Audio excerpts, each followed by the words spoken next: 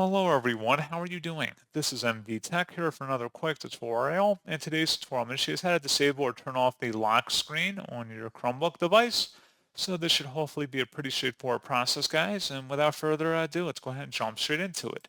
So all you have to do is open up the launcher and type in settings. Best result, you come back with settings. Go ahead and open that up. On the left panel here, select privacy and security. And then underneath privacy and security on the right, select lock screen and sign in. You have to go ahead and type in your password here.